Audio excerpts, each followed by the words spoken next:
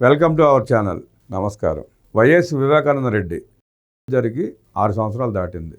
ఇందులో ముద్దాలు అనుకున్న వాళ్ళు సాక్షిలో 6 చనిపోయారు. ఇప్పటికీ ఆ కేసు తేలేనా అన్న సందిగ్ధంలో పడ్డారు సునీతారెడ్డి. ఇంతమంది చనిపోయిన తర్వాత, సాక్ష్యాలు లేచిపోయిన తర్వాత కేసు తేలే అవకాశం ఉందా? సిబిఐ ఏం చేస్తుంది? కోర్టు పదే చెప్పినా విచారణ ఎందుకు జరగడం లేదు? అసలు ఇబ్బంది ఎక్కడ వచ్చింది? సునీతారెడ్డి గారు హైకోర్టులో పిటిషన్ వేయటం, దాని గురించి హైకోర్టు మాట్లాడటం జరిగింది. హైకోర్టు ఏం చెప్పిందో చూద్దాం. వివేక హత్య కేసులో సిబిఐ నిందితులకు నోటీసులు. సునీత పిటిషన్లో జారీ చేసిన తెలంగాణ హైకోర్టు మాజీ మంత్రి వైఎస్ వివేకానంద రెడ్డి హత్య కేసు సత్వర విచారణ చేపట్టడంపై సిబిఐతో పాటు నిందితులకు తెలంగాణ హైకోర్టు శుక్రవారం నోటీసులు జారీ చేసింది. వివేక హత్య కేసులో నిందితులైన T Gangireddy, Y Sunil Yadav, Gajjala Umashankar Reddy, Sheikh Dastagiri, D Sivashankar Reddy, Gajjala Uday Kumar Reddy, YS Bhaskar Reddy, YS Avinash రెడ్డిలకు నోటీసులు జారీ చేస్తూ విచారణను ఏప్రిల్కు వాయిదా వేసింది. వేళల్లో దస్తగిరి అప్రూవర్గా మారిపోవటం జరిగిందంతా తను పోసుకొచ్చినట్టు చెప్పాడు సిబిఐకి. అతను బెయిల్ మీద బయట ఉన్నాడు. ఈ మధ్యన ఎస్పీ దగ్గరికి వెళ్ళి నాకు ప్రాణభయం ఉంది, మా దాంట్లో ఉన్న వాళ్ళందరూ చనిపోతున్నారు వరుస పెట్టి, నన్ను కూడా చంపే అవకాశం ఉందని చెప్పి మొత్తుకుని ఎస్పీ దగ్గర పిటిషన్ పెట్టి వచ్చాడు. ఆయన ఇంటి దగ్గర పికెట్ ఏర్పాటు చేయడం, సెక్యూరిటీ కూడా ఇచ్చినట్టున్నారు, అయినా భయపడిపోతున్నాడు.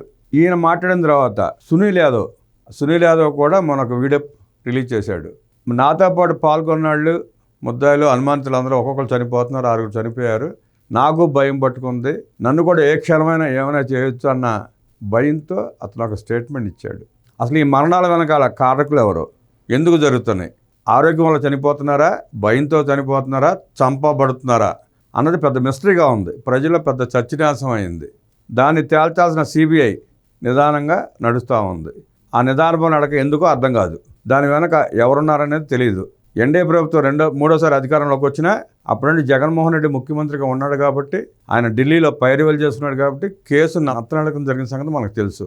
ఇప్పుడు ప్రభుత్వాలు మారినా ఇంకా నత్తనడకనే సాగటంలో పరమార్థం ఏంటి? 2 ఏళ్లైనా విచారణ మొదలు కాలేదు. పిటిషన్ తరపు న్యాయవాది ఎస్ గౌతమ్ వాదనలు వినిపిస్తూ వివేక హత్య కేసు ఏపీ నుంచి హైదరాబాద్ సిబిఐ కోర్టుకు బదిలీ అయ్యి దాదాపు 2 ఏళ్లైనా విచారణ ప్రారంభం కాలేదన్నారు.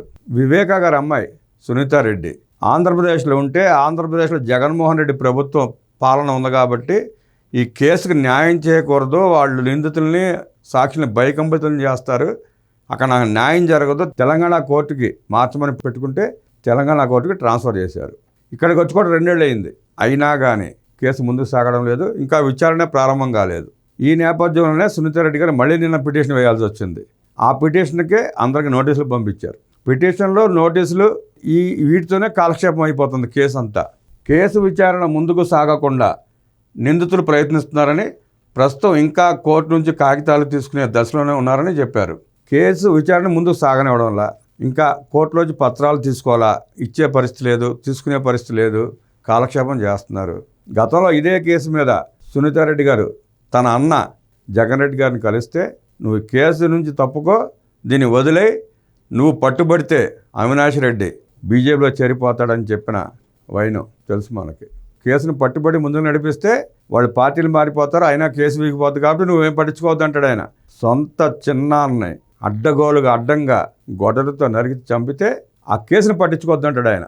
దాని వెనక ఉన్న అర్థం ఏంటి, ఆ నేపథ్యం ఏంటి, ఎందుకు పట్టించుకోవట్లేదు? జగన్మోహన్ రెడ్డి గారికి వివేకానంద రెడ్డి సొంత చిన్నానే కదా, అయినా ఎందుకు చేస్తున్నారు అలా? ఆ దారుణ వెనక గల కారణం ఏంటి? పాల్గొన్నవాళ్ళు, చేసిన వాళ్ళు, ముద్దాయిలు, సాక్షులు అంతా ఇక్కడే ఉన్నారు. అసలు చేపించింది ఎవరు, చేపించడానికి కారణం ఏంటి? అది తేలని చిక్కుముడి ప్రశ్న. అది తేలేలోపు ఈ సాక్షులు ఉండరు, ముద్దాయిలు ఉండరు, ఒక్కొక్కడు ఓం నమ శివాయ. దాదాపు 1.5 ఏడాదిన్నరగా ఈ దశ దాటడం లేదన్నారు.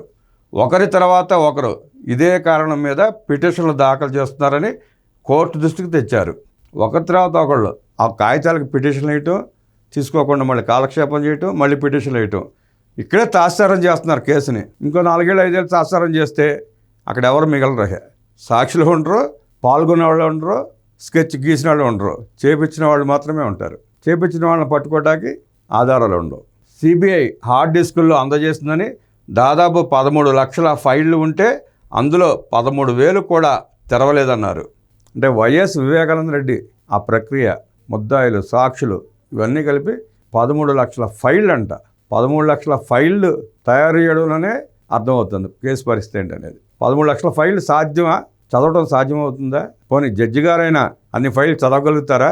స్పష్టంగా అక్కడ వాతావరణం తెలిసి ఆ కేసు వివరాలు తెలిసినప్పుడు అన్ని లక్షల ఫైళ్ళు తయారు చేయాల్సిన అవసరం ఏముంది? అన్ని లక్షల ఫైళ్ళు అవసరం లేదు కదా.